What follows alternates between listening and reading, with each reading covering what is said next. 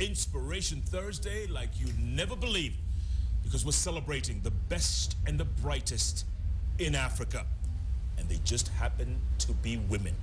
First up, about 6 years ago, a brewery was launched by my guest, and literally they went up against the big boys. 6 years later, despite producing only 60,000 bottles a day, still holding her own in the market. In a few months' time, and she'll tell us about it, they'll be commissioning a new brewery. Well, they'll be selling more than 600,000 bottles a day, which means about 1/5 of the beer market. How about that? And if that's not enough, this year, not only was she the East Africa Businesswoman of the Year for the All Africa Business Leaders Award, she was made the Africa Businesswoman of the Year 2014, the All Africa Business Leaders Awards. Here's a little irony. The main sponsors for this? Johnny Walker Blue Label, which owns the company that she goes up against here in Kenya. How about that? Tabitha Koinange, CEO, Karachi Breweries Limited. Tabitha, good to see you. Thank you, Coach Jeff. Congratulations. Thank you very much. This must be a great honor for you. It is true. Huh? I'm humbled and honored, and I thank God. You're humbled, yeah, but you didn't show up for the ceremony. I know, it's a shame. I never thought that I would win, you know? Right, yeah, because yeah. you're competing against... Yeah, the whole of Africa. So I thought I would won the East Africa. That was enough. But at least I was wishing I could win the Africa. But I thought when I looked the Western ladies that have been appointed, the sisters, I thought, yeah, no. Yeah. Yeah. Then I was busy here in Kenya, but at least I really wanted even to go. Right. But finally, I was announced, and I got the text. What happened when it was announced? Where were you? I was in my living room, of course, and we were with Mr. Koinange, and then I got a text. But where are you? We are looking for you. And we want to give you this award. Where are you? We're watching to see where you are. Then I also asked what have I won? And then I was told I'm the Business Woman of the Year 2014 in Africa. Unbelievable. Unbelievable, yes. Wow. So I kneeled down, raised my hand, and I prayed and I thanked my God, you know. Yeah, it's big. It's big. But let's not kid ourselves. It's been a tough journey for you, hasn't it? It is. Going up against the big boys, you know, in Ruaraka. Yeah. It has been tough because came in very innocent, thinking that you're investing in your own country, thinking that you want to give a choice to the Kenyans, because looking back, it was like a monopoly for 80 years. So I thought maybe people were not interested on getting into that business. Yeah. So getting in there is the time I found how many blocks that have been put. Yeah. And I've gone through a lot of challenges, but looking back, no regrets. I'm ready even now to move. You know, there's not many people who can get a loan for $1 billion shillings to put in a brewery. How'd you do that? Yes, you know, we saw the gap, saw the opportunity, and then of course wrote a business plan to Barclays Bank of Kenya, and it was approved through the Barclays London. We got the loan. It wasn't local, like equity, or a local bank. At that time, they could not afford it. At that time, because I tried, but at that time they couldn't. Yeah. And that was 6 years ago, right? Yeah, 6 years ago. And now, phase 2. You put in phase 2. $50 million. Yes. 5 billion Kenya shillings. Yeah, it's a 5 billion investment, and the first phase we are launching it by March next year. And it's the same bank that has also given us the soil loan. Wow. So I still wrote the business plan, gave it to them, and again the London Barclays also approved, of course, through the Kenyan Barclays Bank. So if we succeed, which I'm sure we are going to succeed, we've opened doors to other Kenyan business people, so that when you knock, you say you want 3 billion, they will not think that it's never been done. Yeah. Somebody else have ever done it, you succeeded. So you've set that example, and I think it's a good whatever. Sure. I mean, you must be one of the biggest local investors here in Kenya. 5 billion shillings. I mean, this is a big deal. No, okay, of course, the other big businesses, I'm sure. But you're up there, But I'm as a sure, woman. yeah. But at the moment, I believe it is the biggest now.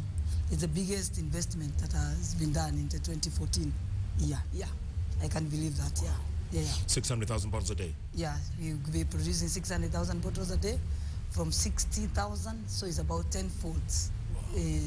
And then we'll be lucky because now the beer will be across, it will be available all across the country and to the region, to the East African market. Coming back to this award, why do you think you are the businesswoman of the year? Why do you think they gave it to you?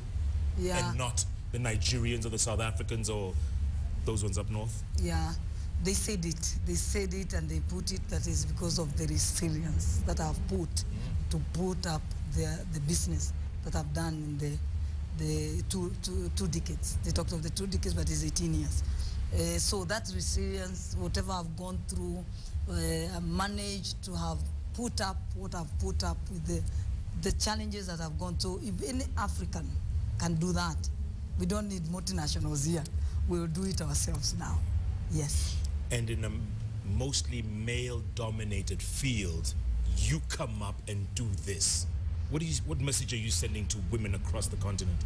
That we can do it. We can do it, and we can even do better than what men can do. We can even do, because women are better leaders. It's known that women are better leaders. Yes, because they have feelings, they have, hands. Their hands can touch more. Yes, they can build things in a more careful manner than men, yeah. Was there a point where you thought of giving up?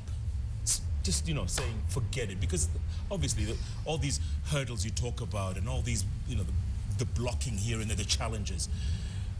Did you ever think of giving up? Yes, I can't deny. But the challenges that we are going through, you have to prove to Kenyans that whatever is being said, it is mere campaign. Because when you wake up and find that a tax demand of like 1.2 billion, you have to run to the court and prove that whatever the Kenya Revenue Authority is demanding, it's not true. So, meaning you are not just to give up, but you have to wind up and make sure that everything you are living, you are doing it in a manner that even any other Kenyan business person will come, will never fail or will never be doubted that he can never make it because one packed and left without putting a full stop. So that's what I've been trying to do. But now, and I'm not sure that I can give up now. Now, given this opportunity, Africa, looking Africa now market, I think that's where now we should be looking at. I was going to ask you that. Yeah. What happens beyond Kenya? Are you thinking of plans beyond Kenya? Yes, because now being given this opportunity, you are all over now Africa, you're not in African market, so it means now you have to make use of this. And even more so, even to inspire more other women in Africa, across Africa. And I think we'll do this through our foundation, that because, through our Keroche Foundation that we launched in May, is talking of giving a hand to the upcoming entrepreneurs. We are doing it in Kenya, but it should also cross across the board, maybe to the whole of Africa. Yeah. Yes. Do you see your beer, Summit Lager, do you see it being sold in countries across Africa? Yes, because whatever we are producing is, it competes global. It can compete global. Place the beer anywhere in the world, it will compete with whatever beer that is in the market. So you can go anywhere in the market and compete with whatever is in that market. So we'll see it within a short while in other parts of the African countries. Will an award like this, will it open up doors for you? I mean, is your name now known? I mean, obviously they must know who you are, but you think it'll open more doors? Yes, it will open more doors, and I thank CNBC for giving me this opportunity. It will open more doors now, because now, when you have an award like this, it means now you're talking of African market. Yes. The young women watching you right now, young Kenyan African women watching you right now, saying they want to be Tabitha when they grow up. What do you tell them? Yeah, they keep on telling me that, and I tell them it is possible. Because even for me, looking back where I've come from, normal Kenyan, normal upbringing, normal schools, normal colleges. So meaning anyone is approved.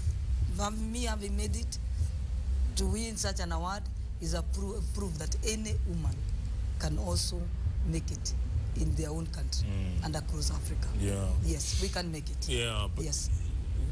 We are such chauvinistic people. You know, we never ever think about women achieving anything. Or there's that glass ceiling.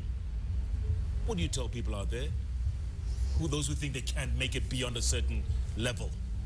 Yeah, that we can make, I repeat the same thing. We can make it. Just believe in ourselves as women, and we will make it. Let's not be told that there is something that for men and not for women. It is all. Anything that you want to do, you can do it.